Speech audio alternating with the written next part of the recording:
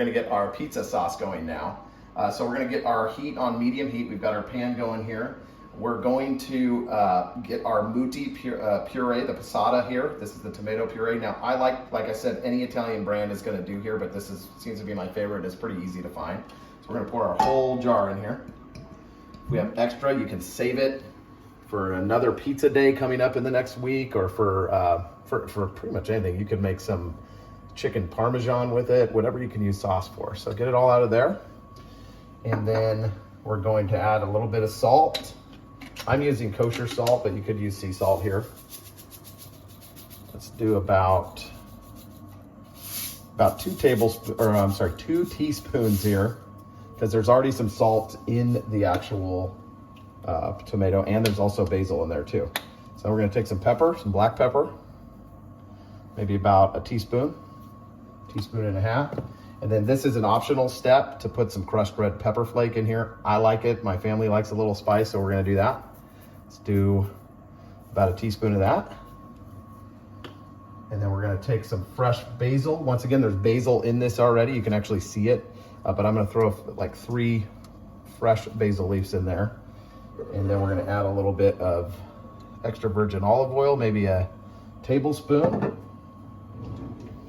As this heats up, we're gonna give it a stir. And we're gonna wanna bring this kind of to a slow simmer. So we're on medium, and then we'll turn it down to low heat once we start getting the simmer. And what I'm gonna do is take this jar, as you can see, there's some left. I'm gonna go over to the sink and fill up maybe up to here, maybe a quarter of the jar with some water.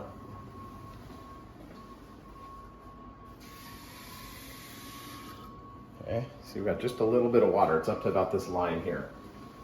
Put the lid back on. I'll shake it up. All right, get that in there.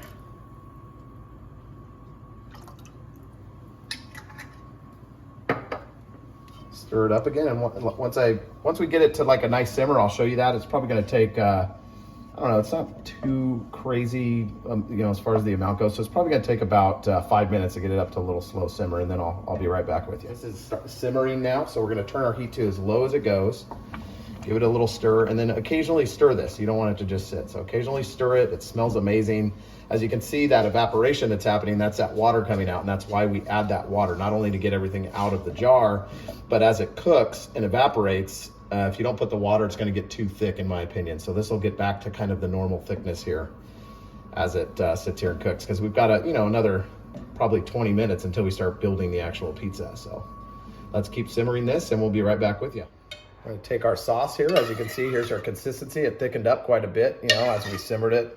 It's probably been simmering for about 40 minutes here as we finished everything else, and that's a perfect consistency in my opinion.